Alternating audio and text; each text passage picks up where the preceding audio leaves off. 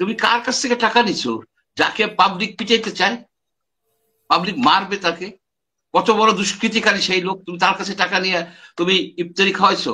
ঘুষের টাকা ইফতারি মকরু হয় না হারাম হয় সেটা আমি বলতে পারবো না, তবে হালাল হয় না।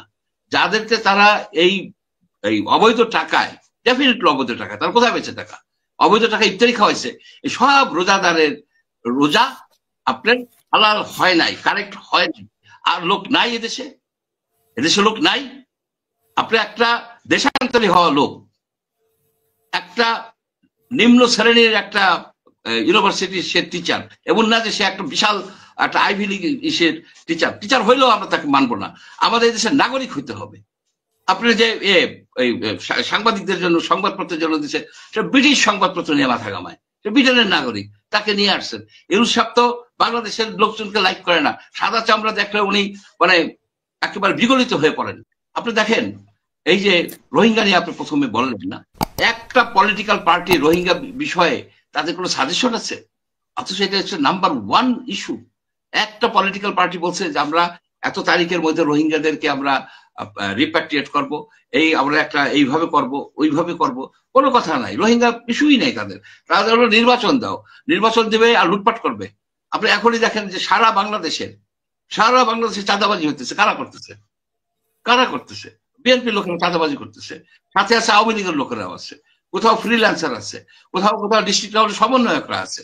তাহলে সমন্বয়করা এখন গ্রামে গঞ্জে নাই, উপজেলায় নাই, সেখানে সেজন্য হচ্ছে না। কিন্তু তাদের ব্যাপারে তো অভিযোগ বড় বড় ব্যবসায়ীদেরকে, বিশেষ করে হাসিনার দোসর ব্যবসায়ীদেরকে থেকেই তারা টাকা নিচ্ছে। বিশেষ করে বসুন্ধরা গ্রুপের 1500 কোটি টাকার কথা তো আমরা ইতিমধ্যে সোশ্যাল মিডিয়াতে দেখতেই পাচ্ছি। এগুলো কি আমরা কি প্রোপাগান্ডা মনে করবো কিনা তাদের?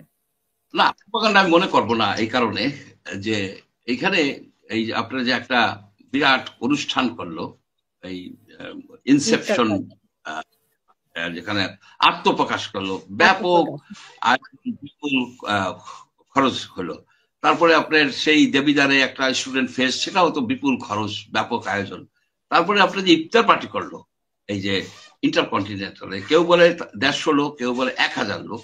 মাসুদ কামাল সেখানে গেছিল, মাসুদ কামাল বলে কমপক্ষে 1000 লোক।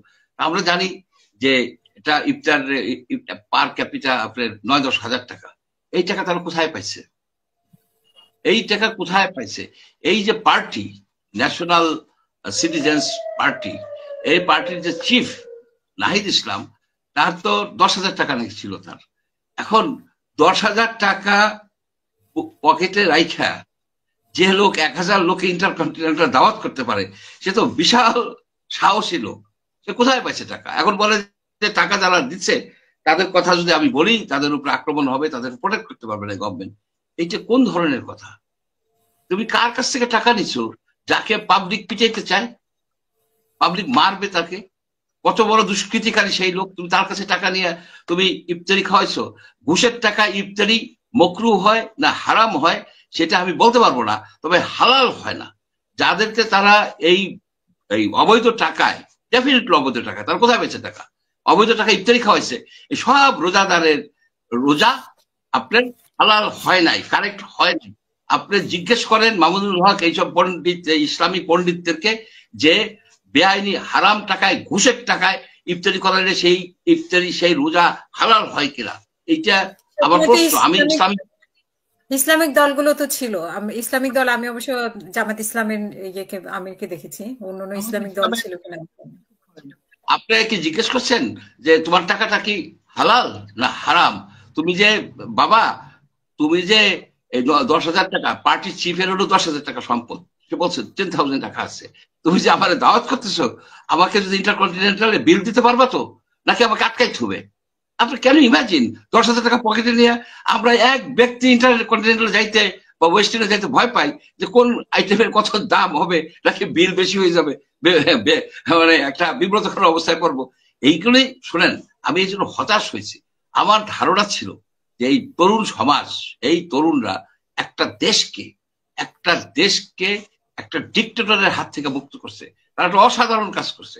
সেই তরুণরা কিন্তু বাংলাদেশকে আর এক ডিক্টেটর, দুর্নীতি ডিক্টেটর, এই দুর্নীতিকেও কিন্তু তারা ই করে ফেলতে পারতো।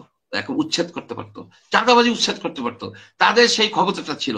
কিন্তু ডক্টর ইউনূস কি করলো, তাদেরকে বললো যে বাবারা তোমরা যে ই করো, দল করো। দল করে কি করছে এই দল? জাস্ট আমার কাছে মনে হলো যে তারা নবীন জাতীয় পার্টি, নাহলে নবীন আওয়ামী লীগ, নাহলে নবীন বিএনপি, অনেক টাকা দিয়ে ব্যাপকভাবে টাকা দিয়ে তারা ইলেকশন করবে এবং সেই সাধারণ লোকজন আসবে, কিছু সিট পাবে হয়তো। তাহলে এর জন্য কি আমরা এই করছি? শেখ হাসিনাকে খেদাইছি? শেখ হাসিনাকে খেদানের, ডিক্টেটরশিপে থেকে মুক্তির মূল কথাই ছিল বাংলাদেশে যেন একজন দরিদ্র কৃষক তার জিনিসপত্র দোকানে যায় বিক্রি করতে পারে ঠিক মতো, কেউ তাকে আটকাবে না, কেউ চাঁদা চাবে না। একটা ছেলে ভালো রেজাল্ট করছে, সেজন্য একটা চাকরি তার মেধা অনুসারে পায়, যোগ্যতা অনুসারে পায়। কোনো এমপির কাছে, কোনো মিনিস্টারের কাছে যেতে হবে না, ঘুষ দিতে হবে না। এই তো চাওয়া ছিল আমাদের কিন্তু আর কোনো বিরাট কোনো চাওয়া ছিল না। সেই চাওয়া কি আমরা পাইছি? আমরা কি দুর্নীতি মুক্ত করতে পারছি? আমরা কি ট্রেড লাইসেন্স করতে গেলে এখনো আমাদের ঘুষ দিতে হয়? আপনারা এখনো শুনি যে এনবিআর ওই যে ট্যাক্সের এই যে ইম্পোর্ট ডিউটির জন্য দেন দরবার চলে ওপেন দিক। আমি এটা চ্যালেঞ্জ করে বলতেছি যে দুর্নীতি বরং বাড়ছে। আপনার টিআইবি রিপোর্ট অনুসারে দুর্নীতি বাড়ছে। দুর্নীতি বাড়বে কেন? শেখ হাসিনা তো রিপোর্টে দেখেছি একই হিসাব মতো 5,000 মানে কোটিপতি বেড়েছে 3 মাসে। তো বাড়বেই তো, আপনার এটা তো বাড়বেই।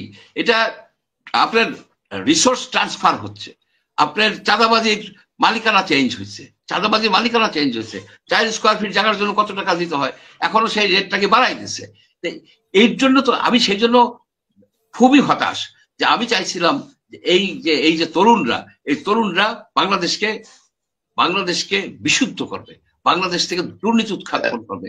বৈষম্য নামই তো ছিল বৈষম্য বিরোধী আন্দোলন।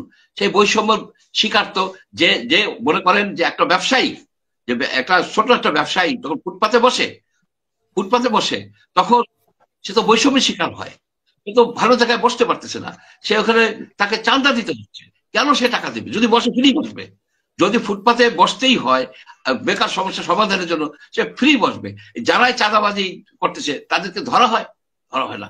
আপনার বাসে যে আপনার ছিল নেতৃত্বে যে জাতীয় পার্টি, আপনার আওয়ামী লীগ, বিএনপি এবং বামপন্থী নিয়ে যে একটা কমিটি ছিল, সেই কমিটি নাই এখন, তারা নাই।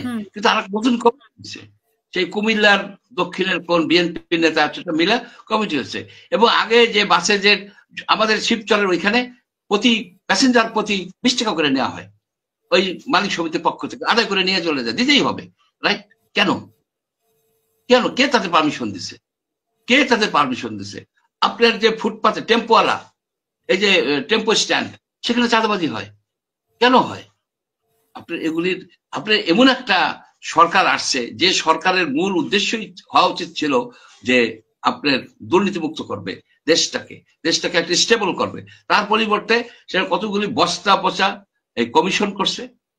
এই যে কমিশন করছে, 2টা কমিশনের প্রধানের বাংলাদেশের সিটিজেনশিপ নাই, তারা ভোট দিতে পারবে না, এখানে থাকে বিদেশে। আপনি ধরেন এই যে সংবিধান সংস্কার কমিশন চিফ, সে বলে নতুন সংবিধান হবে। আরে ভাই, তোমার তো আনছে সংস্কার করার জন্য, তুমি তো আইনজ্ঞ না। তুমি 40 বছর আগে দেশান্তরী হয়ে গেছো একটা লোক, সেই লোককে আপনি আইনে দিচ্ছেন কি সেই সংবিধান সংবিধান বানাবে। আর লোক নাই এদেশে লোক নাই। আপনি একটা দেশান্তরী হওয়া লোক, একটা নিম্ন শ্রেণীর একটা ইউনিভার্সিটির সে টিচার, এমন না যে সে একটা বিশাল একটা আইভি লীগ টিচার হইলেও আমরা তাকে মানবো না। আমাদের দেশের নাগরিক হইতে হবে। আপনি যে সাংবাদিকদের জন্য সংবাদপত্রের জন্য দিচ্ছে, সে ব্রিটিশ সংবাদপত্র নিয়ে মাথা ঘামায়, সে ব্রিটেনের নাগরিক, তাকে নিয়ে আসছেন। ইউনুস সাহেব তো বাংলাদেশের লোকজনকে লাইক করে না, সাদা চামড়া দেখলে উনি মানে একেবারে বিগলিত হয়ে পড়েন। কেন? উনি সব ইন্টারভিউ দেয় কাদের কাছে? এপি, রয়টার, সেই কি সব বিদেশি যারা ইংলিশ খুব বলতে পারে। আর বাংলাদেশের সাংবাদিকদের কাছে তার কোনো নাই, আর দিলেও ইংলিশ মিডিয়ামের দেয় আপনার সংবাদপত্র তাদের সাথে।